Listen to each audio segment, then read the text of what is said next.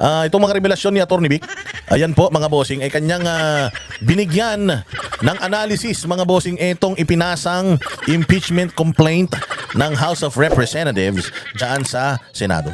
Gigil na gigil ang Senado By the way, visit na visit ang Senado mga bossing.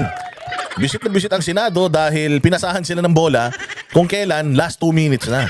Tapos ngayon, pinipressure sila ng mga makabayan at sinasabi na simulan nyo na yan. Nagalit ang Senado, mga gago pala kayo Tarantado pala kayo, ang tagal-tagal na nasa inyo yan Ipapasa nyo sa amin last minute, tas gusto nyo magtrabaho kami, putangin na nyo. Tagal-tagal na nasa inyo yan, di nyo nga tinrabaho yan, mga hayop kayo. So nagkakaroon ngayon ng kiskisan.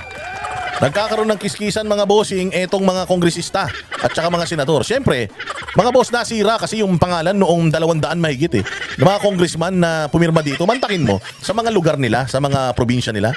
Binubo sila at sinisigawan sila ng pirma pa more. At sinisigawan sila ng Duterte. Duterte.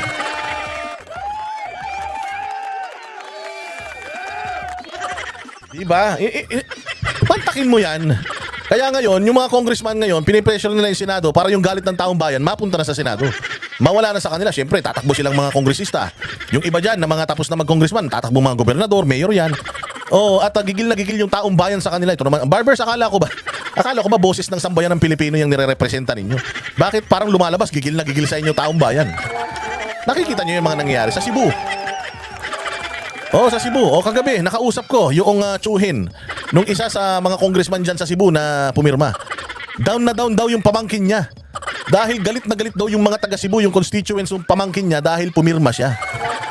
Same goes with dito sa Mindanao.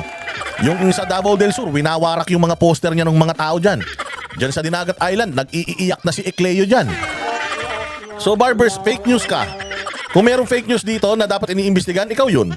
Sinasabi mo na kayo ang boses namin, hindi nyo nga kami pinapakinggan, pinapatay nyo nga yung boses namin Sasabihin nyo na yung pirma nyo, boses yun. Pirma ng milyon-milyon Pilipino. Of course not. How can you represent us if kayo mismo yung gusto magpatahimik sa amin? Di ba pinapatawag nyo kami dyan sa TRICOM? Para patahimikin kami at babuyin kami dyan, bastusin kami dyan, makabawi kayo sa mga pang-uurat namin sa inyo sa social media at sa mga channels namin. Diba? So paano mo sasabihin na pulso ng taong bayan yung ginawa nyo? Kung totoo na kumita kayo dyan ng 150 million kada pirma, kung totoo yun tangina kayo lang ang kumita, kayo lang ang masarap ang buhay, tapos gusto nyo damay kami? Kapal naman ang mga mukha nyo. Kapal ng mga pagmumukha nyo. Hindi ko sinasabing totoo yung 150 million na kumakalat na kinulim na na ibinayad bawat pirma. Pero kung totoo yun, kapal naman ang mukha nyo, sinasabi nyo kayong boses namin, tapos wala kaming balato. Magkano lang pinamimigay sa mga tao, sa mga akap, AX, tupad? 4,000, 5,000 lang pinamimigay, tapos dyan milyon-milyon bumabaha. Nasaan ang hustisya? Nagbayad ka ng buwis. Konti dun sa buwis na yun napunta sa tao, karamihan pumunta sa kanila. Nasaan ang hustisya dyan? So dito mga bossing, mainit na tinuligsa ni Atty. Vic Rodriguez itong impeachment complaint na inilipat sa Senado. Dahil alam naman natin na ito ay diversionary tactic lamang para mapagtakpan ang totoong problema ng Pilipinas, which is yung kabulastugan dyan sa BICAM report. Yun talaga yun, wala nang iba. Kaya nila minadali yan. Mantakin mo, articles of impeachment nila, palpak. Saan ka makakita ng kasama sa articles of impeachment yung hindi tamang deklarasyon ng SALN ni BP Sara? Tapos nang hihingi sila ngayon sa impeachment court na isubpina yung mga bank accounts ni Inday Sara para mapatunayan na yung SALN niya hindi tama or akma sa kanyang mga sa kanyang idineklara. Saan ka makakita ng ganyan? Kadalasan mga bossing, po kapag ikaw ay nag-akusa, the burden of proof and the burden of the truth nasa iyo. Ikaw ang dapat magpipresenta noong mga ebidensya, kaya ka nga nag-aakusa kasi may ebidensya ka. Tapos wala kayong ebidensya na hindi akma yung SALN ni BP Sara sa aktwal na yaman niya, kaya nang hihingi kayo ng subpina or pinapasubpina ninyo sa Senado. Anong klase yan? So sinabi ko na magnanakaw ka, tapos hindi ko naman talaga alam na may ninakaw ka. Basta lang magnanakaw ka, pwede ba yun? Inaakusahan nyo na yung tao na siya ay mandarambong pero wala pala kayong ebidensya. Ano yung sinasabi nito ni Sir Sendenya ba yun? Sendenya na magsampalan daw ng ebidensya. Wala nga kayong ebidensya eh. Sendenya, anong ebidensya ang isasampal mo? Yung mga gawa-gawa yung mga resibo dyan sa komite ni Chua? Paano kayo mananampal ng ebidensya kung nanghihingi pa lang kayo ng ebidensya sa impeachment court? Kung ako impeachment court, mga bossing, hindi ako papayag na putya uutusan nyo pa kami. Ang tagal-tagal nyo nang hinihiring yan, wala pala kayong ebidensya. Tapos ngayon, ipapasa nyo sa amin, kami maghahanap ng ebidensya para sa inyo. Korte kami. Kung ano yung ebidensya na hawak nyo, doon kami magbabase. Bakit pa kailangan ipasubpina yung mga ganito, yung mga ganyan? Unang-una sa lahat, dapat nakapag-secured na kayo ng mga ebidensya na yan bago kayo nag-aakusa. Kaya pakinggan natin dito, mga boss. Pakinggan natin ng maigi itong mga sasabihin ni Vic Rodriguez. According to him, scrap of paper. Basura, tissue paper na may ebak. Oo, mga tissue paper na may sipon. Ito daw, impeachment kay VP Sara ay walang silbi, walang kwenta. Again na si Vic Rodriguez po ay kingmaker. Yan dahil dyan, presidente si Bongbong Marcos ngayon. Malaki ang utak niyan. Dahil kay Vic Rodriguez, hindi na-expose yung kabubuhan ni Bongbong. Dahil sa talino ni Vic, yung kabubuhan ni Bongbong hindi lumabas. Itinago ni Vic Rodriguez yan. Hindi niya pinaatin ng mga debate. Alam niya kung paano aatakihin yung eleksyon. Kaya magaling na tao ito. Ito isang abogado, mga bossing. Alam nito yung kaliwat kanan. Executive secretary to ng presidente. Executive secretary dati. So ibig sabihin, lahat ng galawan ng politika, alam nito. At marami tong mga koneksyon. Kaya pakinggan natin yung kanyang sasabihin patungkol dito sa impeachment ni VP Sara. At sana'y maliwanagan kayo kung ano ang implikasyon nitong mga nangyayaring ito. Pasok, Attorney Vic. Ang makakapirma lang talaga ay 42 congressmen and congresswomen. Ngayon, saan galing yung 215 na pumirma? Binasa ba nila? Kinakailangan iyong binasa yung complaint na pinirmahan mo. Itong impeachment laban kay Vice President Inday Sara Duterte ay maituturing na isang mere scrap of paper. Wala po ito. Ito'y isang parang tissue paper na diretsyo sa basura. Imaginein ho ninyo, there are only 60 minutes in 1 hour. Lagay po ninyo yung 32 pages na verified impeachment complaint ay binasa, assuming binasa talaga ng bawat isang mambabatas ng 10 minutes each. Kasi babasahin mo eh. At pag binasa mo, kinakailangan iniintindi mo yung aligasyon sapagkat seryosong usapin ito. You are trying to rob the Filipino people of a lawfully, democratically, legally, and constitutionally elected Vice President. Tama yun. Napakaganda ng sinabi ni Atty. Vic na yun. Because si VP Sara, parehas din naman ni Bongbong Marcos na ibinoto ng taong bayan yan. Therefore, hindi yan sila dapat inaalis ng ganun-ganun na lang. You can always ask for her resignation. You can always tell her that you're not happy with her performance. Pero hindi dapat siya basta-basta na lang tinatanggal using itong mga proseso na ito, i-weaponize mo ito para sa kalaban mo sa politika. Maling-mali po yun. So she was put there dahil may demokrasya tayo sa bayang Pilipinas, tapos papatayin nyo yung demokrasya na yun. 32 million yung bumoto. Same goes with BBM. We are not trying to rob BBM of his rights para maging presidente because nanalo siya because of democracy. So dapat, kung ayaw ninyong mangyari yan kay Bongbong, ayaw nyo rin sana mangyari yan kay VP Sara. Pero bakit ginagawa kay VP Sara? Sabi ko nga sa inyo, nakakatawa to. Saan ka makakita na ang Vice President ini-impeach? Wala namang significance ang Vice President in the first place. She's just a heartbeat away from becoming a president. Meaning, she's just waiting for the president to die bago siya magkaroon ng relevance or ng trabaho sa bayang Pilipinas. Kaya nga nanghihingi siya ng mga trabaho sa executive. Pahingin nga akong trabaho, bigyan mo akong trabaho. Kasi wala talaga siyang mandato. Ang mandato niya is humalili. Maging pangalawang pangulo, pag namatay ang pangulo, nagkasakit, umalis, siya yung humahalili, ganun yun. So bakit mo i-impeach ang Vice President? I-impeach mo lang ang Vice President unang-una to get back at her kasi nga inubos niya mga komunista. Syempre mga nagpepetisyon na ma-impeach yung komunista Ayaw na nila na makabalik ang mga Duterte sa power kasi mauubos talaga ang mga komunista at mga drug addict at mga drug lord pag bumalik ang mga Duterte. So, 2 birds in 1 stone.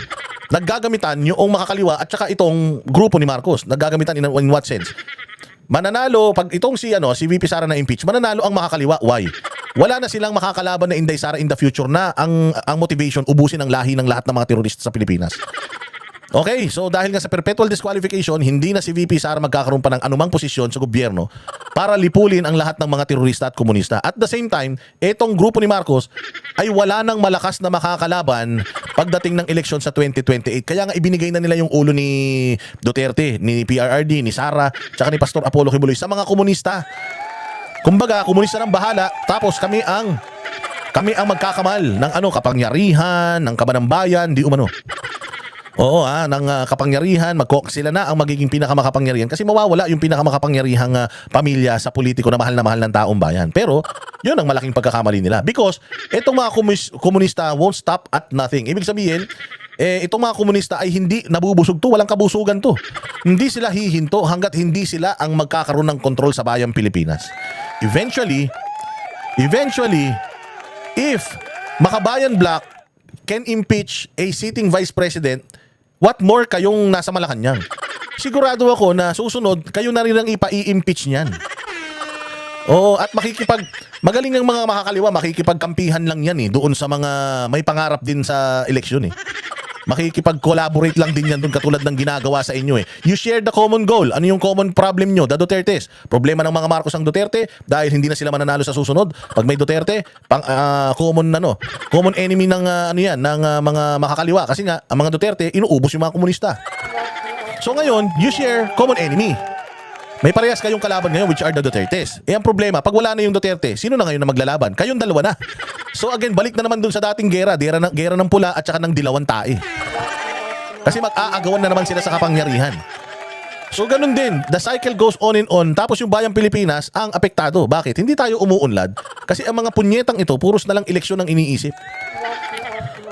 Sige pa, Attorney Vic.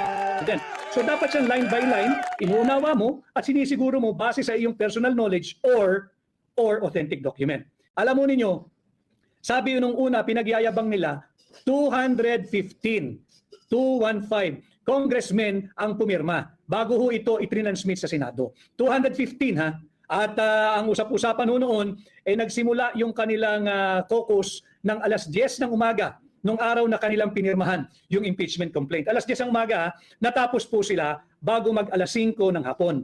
So tanggalin na po natin yung lunch break. Tuloy-tuloy, wala na silang break. Pagbigyan na natin, kaganon sila siguro kasi sipag 7 hours po, 7 hours. Base doon sa ating saligang batas, base sa rules of court at base na rin dito sa rules of procedure ng 19th Congress ng House of Representatives, Rule 2, Section 3 ng sarili nilang panuntayan, kinakailangan nabasa.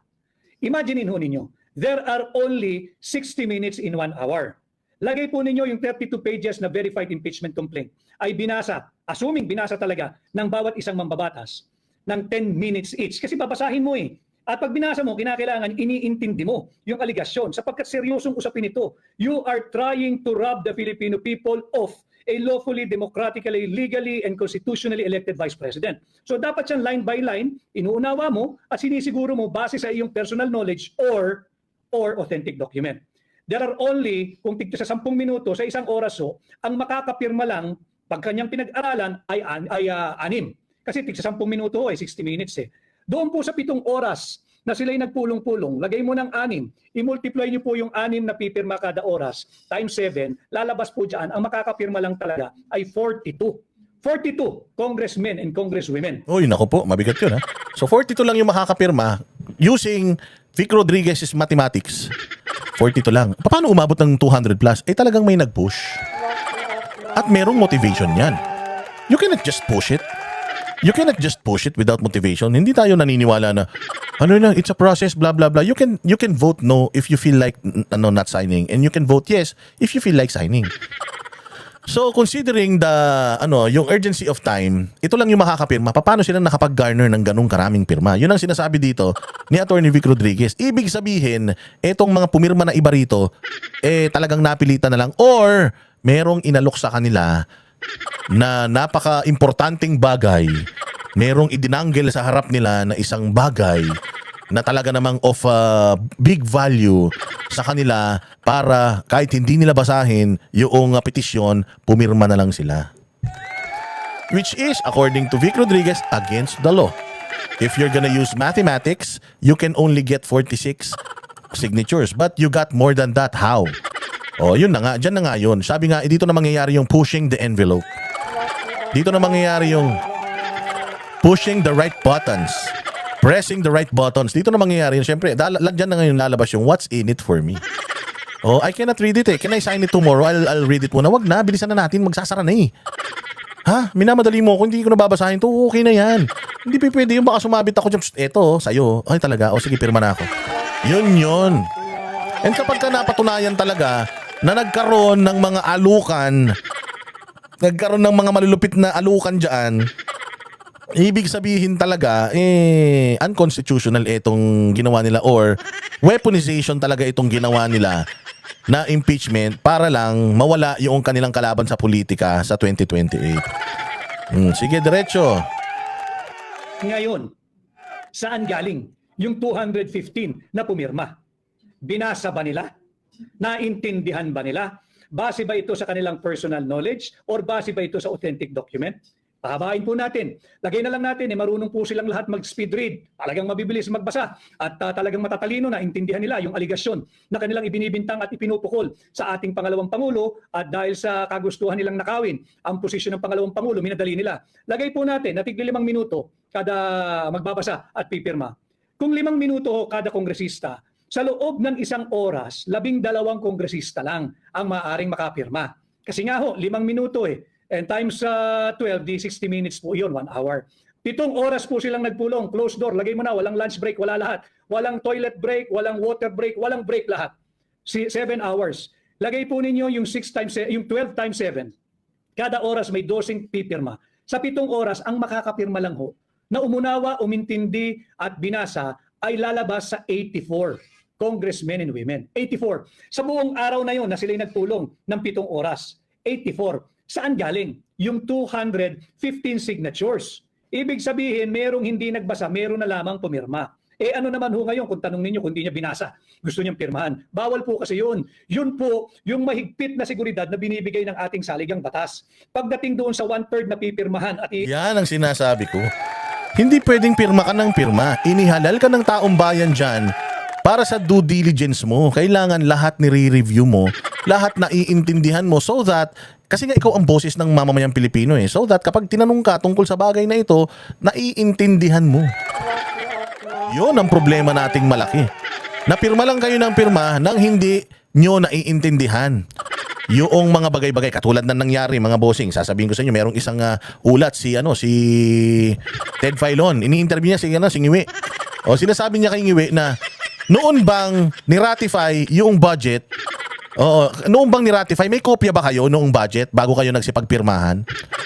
Wala daw silang kopya ng budget. Wala kaming kopya kasi online na eh. O sige, online. Pero nabasa, meron na bang online copy ng ratified na or enrolled bill bago kayo nagsipag-agreehan, pirmahan? Anong sabi nila? Hindi, kaya nga hindi ako Kaya nga hindi ako pumirma. Sabi nung Sindeni, kaya nga daw siya kumbaga, tawag dito, inhibit ba tawag doon? Basta hindi siya pumirma dahil nga wala. So ibig sabihin, nangyayari sa Kongreso yan. Confirmation na galing kay Ngiwi na meron silang mga meetings na pinapipirma sila pero wala sa harapan nila yung mga papel na pinapipirmahan sa kanila. And yung iba, pumipirma na lang even without the copy, even without reviewing it, which is maling-mali po yan. Mali na gawain po yan na pumipirma nang hindi alam yung pinipirmahan. So ito yung sinasabi ni Attorney Vic dito. Itong karamihan sa mga pumirma dito signed dahil sa isang bagay. Kung totoo yung 151 million na ibinibigay kada pirma, malamang dahil doon. Hindi mo na talaga babasahin kasi pipirma ka na lang dahil doon sa bonus na makukuha mo at saka doon sa alok na mga AKAP, AIX at kung ano-ano pa yan. Kung totoo yan ha. Kasi sinasabi ni Attorney Vic ako personally, I will not sign it. Kung alam kong tama o alam kong mali, I will not sign it kung alam kong mali. I will sign it kung alam kong tama. Pero, paano mo malalaman kung tama o mali kung hindi mo nire-reviewin? Doon sa current na oras na meron sila, wala nang time para reviewin yun. So, paano nakapirma itong mga tao na to nang hindi nire-review? Yun yung labag sa batas according to Vic Rodriguez. I-endorso ng mga mambabatas, kinakailangan po verified impeachment complaint. Ano po uli ang ibig sabihin ng verified? Ito po'y dapat binasa, naintindihan, naunawaan, at ito'y base sa kanilang personal knowledge or authentic document. Ngayon, kung sila po ay magpapalusot na naman at bubuduli na naman tayo, sabihin nila na 2 araw nilang ginagawa itong makabudol na impeachment complaint, multiply nyo lang po yung aking halimbawa. Kung 10 minutes each, sa 6 hours, per hour, 6 lang ho makakapirma. Sa 7 oras, 42. Kung 2 araw nilang ginawa iyan, ganun din, no? 84. Ayun na, kasi ganito yon. O, so ako may papel. Baka hindi nyo kasi naiintindihan. Ako may papel. Inilalako ko yung papel. Inilalako ko yung papel. Pipirma ka mismo dun sa papel na nilalako ko. Siyempre, pag inilako mo sa akin yan, basahin ko muna. Di ba? Ano ba yan? Tingnan ko nga. Okay, sige, pirma. Okay, so that's one. And it will take you, long, at least an hour for you to read all of it, internalize it, and then make a decision whether you're gonna sign or not. Yun yung sinasabi ni Atty. Vic dito. Hindi ito something na bumagsak sa lap nila, tapos binasa nila ng sabay-sabay. Hindi. Isang complaint ito na pinapirmahan sa lahat. So kulang. Kung 2 araw, kahit daw 2 araw, kulang na kulang yun, hindi makakakuha ng ganong karaming pirma yun. Unless nga merong basahin mo 'yan, pag binasa mo 'yan at nag-no ka diyan, wala kang lagay. Pero kapag pinirmahan mo na 'yan kagad, meron kang bonus. Unless ganun ang usapan, talagang hindi na magbabasa yung mga which is against the law. lang ang makakapirmang umunawa doon sa kanilang verified impeachment complaint sa loob ng 2 araw. Hindi pa rin po mapapaliwanag bakit 215. Ngayon, kung sabihin po natin na speed read nga po sila, magagaling sila, matatalino at henyo sapagkat sila lang ang nakakasagot ng 3 plus blank is equal to 6.325 trillion. Ipagbigyan na rin po natin sila dito. Kung 12 kongresista po ang pipirma kada oras, sa 7 oras ay may 84. Kung 2 araw nilang trinabaho yan, 168 congressmen lamang po ang makakapirma. Sa 2 araw na yan, 168. Saan galing? Yung 215 congressmen. Paano nakapirma? Yung 215 congressmen doon sa impeachment complaint. Kung imposible na makapirma ang 215 sa 2 araw, higit pong imposible na makapirma yung 215 sa loob ng 1 araw, sa loob ng 7 oras na wala na pong break. Kaya sinasabi natin na talagang kulang, mali at hindi na naman naaayon sa ating saligang batas itong verified impeachment complaint. Malinaw po kasi, silipin po ninyo, kaya ho natin pinasisimple yung usapan sapagkat ang ating pong misyon ay maghatid sa inyo ng nararapat at tamang impormasyon at sinisikap ko pong pasimplihin itong mga mahalagang usaping bayan na dapat po'y kabahagi kayo. So ulitin ko, hindi po maaaring bigyang daan ng Senado itong baluktot at pambubudol na verified impeachment complaint. Unang-una dahil hindi ito verified. Tingnan po ninyo yung last 2 pages ng complaint na yan. Pinirmahan lang nila at ang inattest lamang dyan ng Secretary General ng House of Representatives ay humarap sa kanya yung 215 congressmen and women at pumirma sa araw na yon. Pero hindi sinasabi doon na sila ay pumipirma at pinagbibintangan ang pangalawang Pangulo base sa kanilang personal knowledge or based on authentic document. Hindi po yan yung kontemplasyon ng sinasabi ng ating saligang batas, Article 11, Section 4, na dapat po ay verified impeachment complaint kung ang gagamitin po nilang pamamaraan ay yung may nag-endorso na 1/3 ng miyembro ng House of Representatives. So, kaya po ang titulo natin, mere scrap of paper. Basura po yung final nilang verified impeachment complaint. At isa na namang pambubudol dahil hindi po ito verified.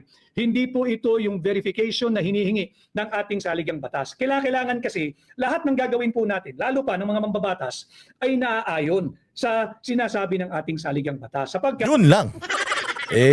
Kita-kita naman natin yung trend. Lahat naman ng ginagawa nila, hindi naman ayon sa batas. Hindi ba lahat naman puro kabulastugan at lahat naman puro sila na nasusunod. Kaya nga sabi ko parang tayong komunista Meron tayong batas na nandiyan dyan in place para i-utilize pero iba ginagawa nila. Hindi akma doon sa mga batas na dapat na sinusunod nila. Yun ang problema nating malaki, Atty. Vic. Pero napakaganda ditong sinasabi ni Atty. Vic dito kung inyong iintindihin lang we are using mathematics and we are using Senator to be Vic Rodriguez's law. According to him, this is a scrap of paper. Walang kwenta ito kasi hindi sumunod sa batas, hindi sumunod sa proseso, basta na lang nangalap ng mga pirma tapos para masira si VP Sara at dinala sa Senate. And I know and I hope that Senate will look into this, will see this, and will somehow scrap this. Sana ay talagang maibasura ito dahil basura naman pala talaga ito. That is according to Atty. Vic Rodriguez. This impeachment is a scrap of paper. Hindi to lawful. At ito po ay may layong sirain ang demokrasya ng Pilipinas dahil si VP Sara ay hinihalal ng 32 milyong Pilipino na gusto lamang siyang patalsikin ng ilang mga congressman. Let's say for example, 300 na congressman. Oo, na sinasabi nila na sila daw ang boses ng Pilipino, pero iba naman yung nakikita natin na mga reaksyon ng mga totoong accounts ng mga Pilipino social media. As I have said before, inaangat natin itong usaping panlipunan at inaangat natin ang level ng ating diskurso para naman makinabang ang ordinaryong mamamayan at wag natin tularan yung babaeng mangbabata sa taga Marikina na ginagawang mangmang ang mga Pilipino. Kay Rolly Galinato, maraming salamat sir sa paliwanag, maraming henyo sa kongreso natin. Tama Rolly, dahil Yan ang sinasabi natin. Ako, nadali pa si Kimbo. Oo, pero ang problema natin dito, Attorney Vic, pati si Maan Teodoro pumirma. Yung kalaban ni Kimbo sa Marikina, so dalawang satanas. Yung naglalaban sa pagka-mayor sa Marikina, ano mangyari sa Marikina niyan? Marikina hindi na rin umangat. Dati sila nangunguna eh. Pero biglang nawala sila sa dati sila ang pinakamaganda, pinakamagaling, pinakamalinis, pero nawala na din. O paano, puros mga kawatan na rin yung mga namumuno dyan. Kaya ganyan na nangyayari. Naku po, maraming salamat. Attorney Vic sa pagpapaliwanag at hanggang sa susunod, magagamit ulit natin itong mga statement na mga ganito para malinawan, magising ang utak ng mga Pilipino at balang araw ay magamit natin ito as reference para paano tayo pipili ng mga matitinong kandidato tuwing may eleksyon. And I believe Attorney Vic Rodriguez is one of the intelligent choices na meron tayo ngayon. PDP laban, buo yan. Vic Rodriguez, Pastor Kibuloy, Marcoleta, Jimmy Bondoc, isama natin yan.